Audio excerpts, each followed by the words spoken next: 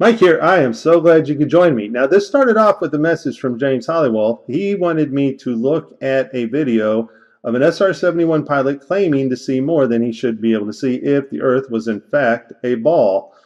And I told James after watching the video that I would need the pilot's name and I would need to verify this story simply because in the past I have used other people's information and found it turned out to be false. And I don't want to mislead anybody, folks. So I super double check now before I make any video. And so James went to work and I went to work and he found the pilot name and I went to where he got the article at Aviation Direct Easy Plan.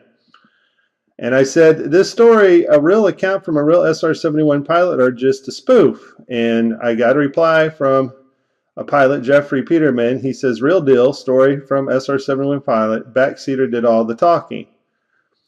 And so then I just replied, thank you very much, Jeffrey, amazing aircraft. And so now I'm going to play you the part of what the pilot says, and then we're going to analyze his distances and show you that, in fact, the Earth is not a globe. Air Force Major Brian Schul is the pilot of the SR-71 on this day, and his co-pilot is Walter, who is in the back of the plane working all the radio equipment. And so I checked this out on Air and Space to get the pilot's name and to verify the story.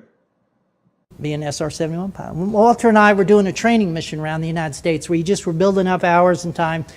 And we take off out of Beale, hit a tanker in Idaho, rip on up to Montana, zip across Denver, hang a right turn in Albuquerque, out over Los Angeles, up to Seattle, back into Sacramento, 2 hours, 21 minutes.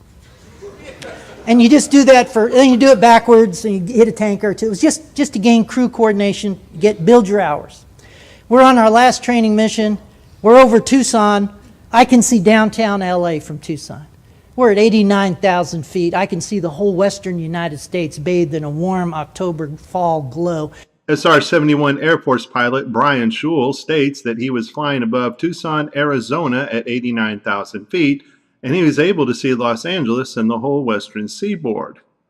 Now, of course, this is not possible if the Earth is in fact a spinning ball, because Brian Schul's max view distance would have only been 365 miles, Los Angeles being covered up by 9,970 feet of curved Earth.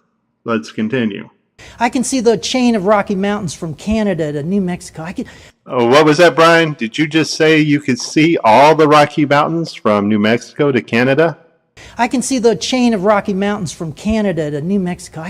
I guess Brian did say that. So, from the tip of New Mexico to the very edge of Canada is 1,150 miles.